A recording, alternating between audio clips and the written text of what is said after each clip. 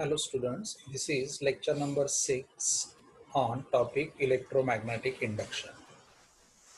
In last lecture, we discussed about the concept of self-induction and self-inductance, factors on which it depends, और एक application भी देखा था self-inductance of circular coil carrying the electric current. Now in today's lecture, let us discuss two more applications. That is self-inductance of solenoidal coil and toroidal coil. अब इस diagram में देखो, इस डायग्राम में ये कंडक्टिंग कॉइल है. This conducting coil has n number of turns. This conducting coil has n number of turns. n number of turns are fitted in the length small n, and each turn has radius small r. So each turn has cross sectional area pi r square, right? According to Ampere's circuital law, when current I is passing through the solenoidal coil, it set the magnetic field inside, near the mouth at either end and outside.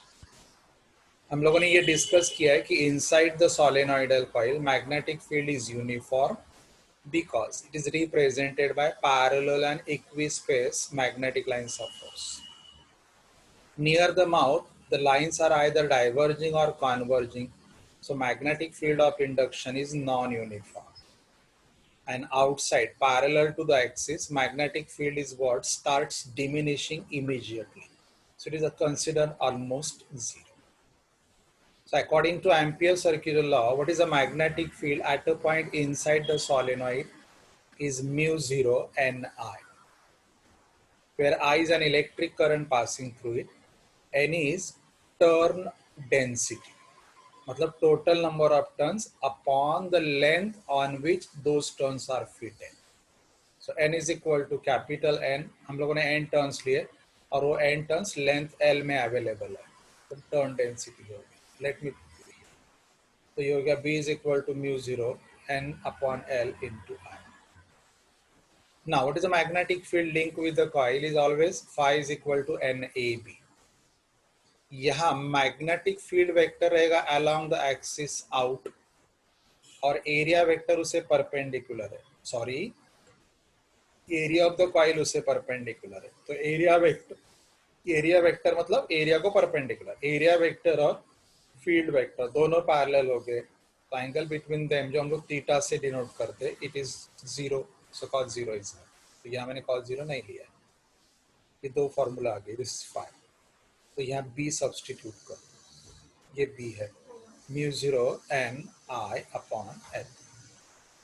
Mu 0, ये देखो, ये mu 0 n I upon l है ना, तो ये n आ गया, ये b का वैल्यू हो गया ना, तो इसमें b सब्सटीट्यूट करो. n b क्या सब्सटीट्यूट करोगे, mu 0 n I upon l, और ये और ये एरिया बाहर से है. n b का replacement mu 0 n I upon l, और ये a बाहर से आ गया. n कलेक्ट कर लो, म्यू 0 n स्क्वायर a मैंने बाहर लिया I, ये थोड़ा मैनेजमेंट है बस, क्योंकि मुझे L इंट्रोड्यूस करना है, अपॉन L. ठीक है. अब ये जो n है ये टोटल नंबर ऑफ टर्न्स है. Since total number of turns are fitted on the length L, तो मुझे यहाँ स्मॉल n अगर इंट्रोड्यूस करना हो तो मैं वापस एक L यहाँ पे लेता हूँ. तो एक L से मैंने मल्टीप्लाई किया और डिवाइड किया. सो डूइंग दैट मैंने एक ब्रैकेट में लिखा n square upon L square. So in the next step I can replace it by small n square. So that I did here. So mu 0 a L n square I. This is the magnetic flux linked with. अभी I अगर छोड़ दोगे तो ये जो बचा हुआ side, ये I का मल्टीप्लाई जो मैंने ब्रैकेट में लिखा है, it is the place of capital L according to laws of self induction. ये L का प्लेस है, तो L के लिए राइट हैंड साइड लिखो. So this is the self-inductance of the solenoidal coil, having area of cross-section of each turn A, length L, and number of turns per unit length, यानी turn density capital N. तो देखो वापस से, coefficient of self induction depends on what number of turns, area of the turn, dimensions, geometric shape and permeability. वही parameters हैं, ठीक है. Next, self inductance of toroidal coil. कुछ नहीं, सोलेनॉइडल का जो वही टोरॉइडल का रहता है, खाली ये जो एल होता है ना, लेंथ ऑफ द सोलेनॉइड, हम लोग सोलेनॉइड को टर्न करके सर्कल शेप में इंट्रोड्यूस करते हैं.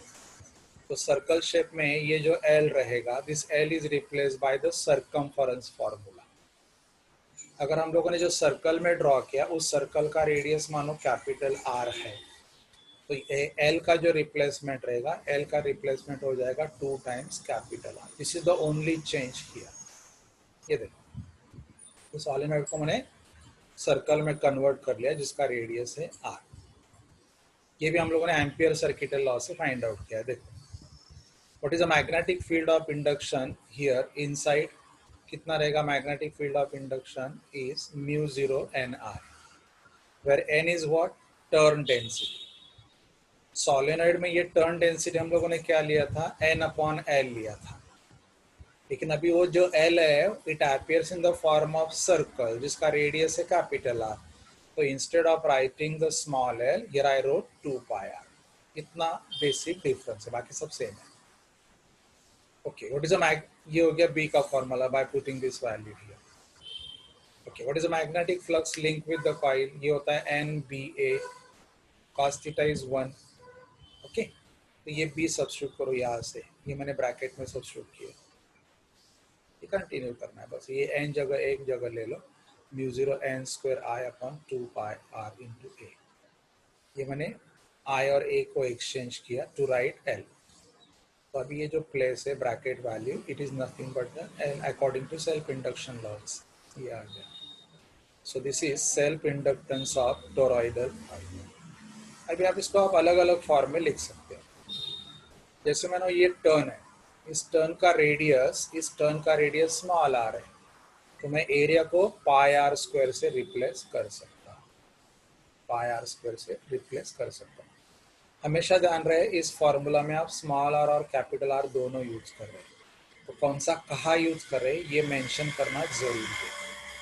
तो you either mention R stands for, capital R stands for है तो मेंशन करो, या तो एक बाजू में डायग्राम दिखा और डायग्राम में ड्रॉ कर दो. Either draw the diagram and show small R and capital R place, और मेंशन करो, क्योंकि टीचर ये ग्रांटेड नहीं लेगा. So this is the self inductance या coefficient of self induction of toroidal coil. Okay. Next time we'll continue with energy stored in magnetic field. Thank you.